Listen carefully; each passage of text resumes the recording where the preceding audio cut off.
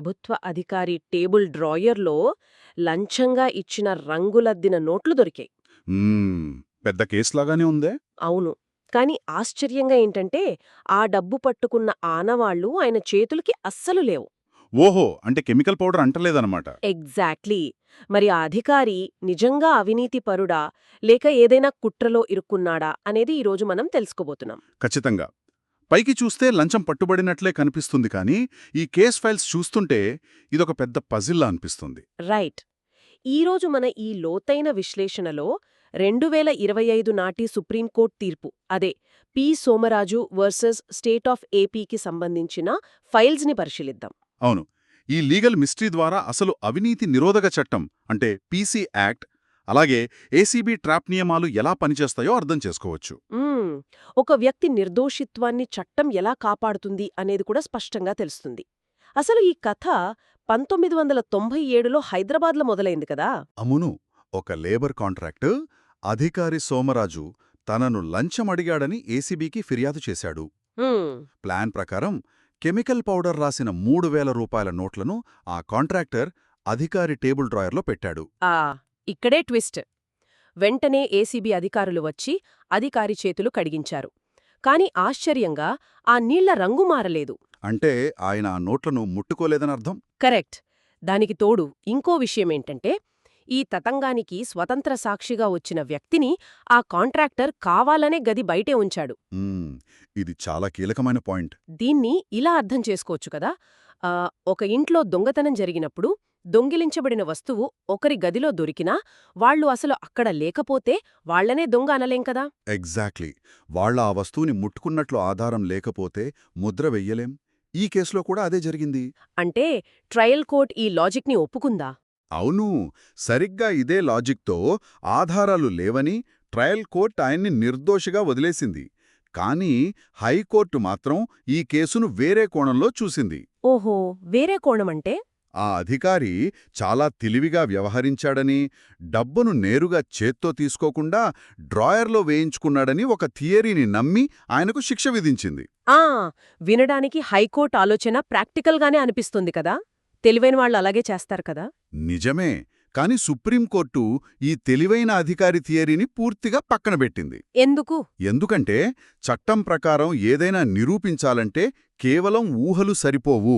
ఇక్కడే prevention of corruption యాక్టులోని section 7 మరియు section 20 గురించి మనం మాట్లాడుకోవాలి. రైట్. ఆ 2 సెక్షన్ల మధ్య ఉన్న సంబంధం ఈ తీర్పులో చాలా కీలకమని డాక్యుమెంట్స్లో చదివాను. అసలు సెక్షన్ 7 ఏం చెప్తుంది? సెక్షన్ 7 ప్రకారం లంచం డిమాండ్ చేయడం అనేది సైన్ క్వా నాన్. ఒక్క నిమిషం.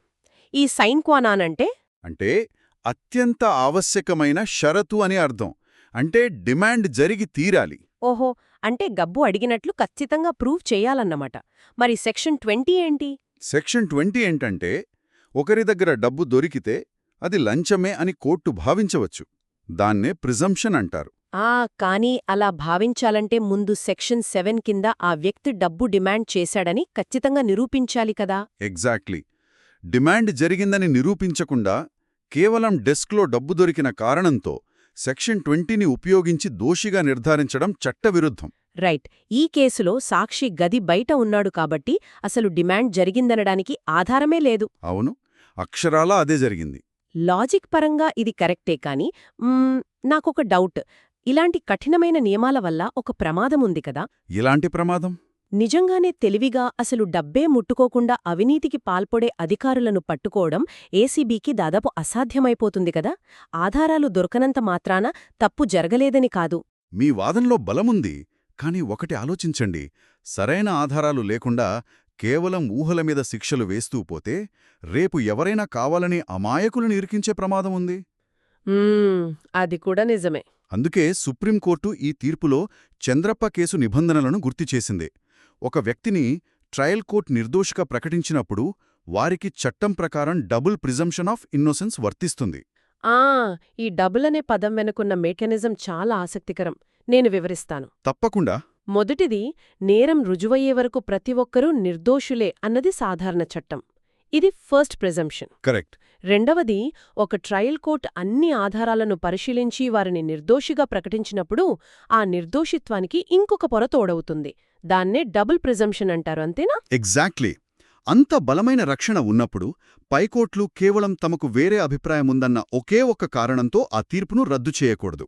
అంటే ట్రయల్ కోర్ట్ తీర్పులో మరీ స్పష్టమైన తప్పులుంటే తప్ప జోక్యం చేసుకోకూడదు అని సుప్రీంకోర్టు క్లియర్గా చెప్పిందన్నమాట. అవును, అప్పుడే న్యాయ వ్యవస్థ మీద నమ్మకం ఉంటుంది.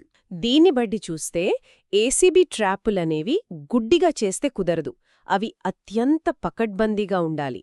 ముఖ్యంగా స్వతంత్ర సాక్షుల పాత్ర ఉండి తీరాలి. ఖచ్చితంగా. వినేవాళ్లకి ఇందులో ఉన్న ప్రాక్టికల్ టేకవే ఏమిటంటే, ఈ ట్రాప్ నియమాలు కఠినంగా లేకపోతే ఎవరైనా సరే మన మీద కక్ష గట్టి మన డెస్క్లోనో బ్యాగ్లోనో డబ్బులు పెట్టి తప్పుడు కేసుల్లో ఇరికించేయవచ్చు. చట్టం సామాన్యులకు అలాంటి రక్షణ కల్పిస్తుంది. అదే ఈ కేసు నేర్పే అతి పెద్ద పాఠం. అవినీతిని అంతమొందించడం ఎంత ముఖ్యమో, స్పష్టమైన ఆధారాలు లేకుండా ఎవరినీ దోషిగా నిలబెట్టకూడదు అన్నది కూడా అంతే ముఖ్యం. అవును. అయితే ఈ విశ్లేషణ ముగించే ముందు నాకొక ఆలోచనొస్తోంది. ఏంటది? ఒకప్పుడు కేవలం రంగులద్దిన నోట్లతో అధికారులను పట్టుకునేవారు.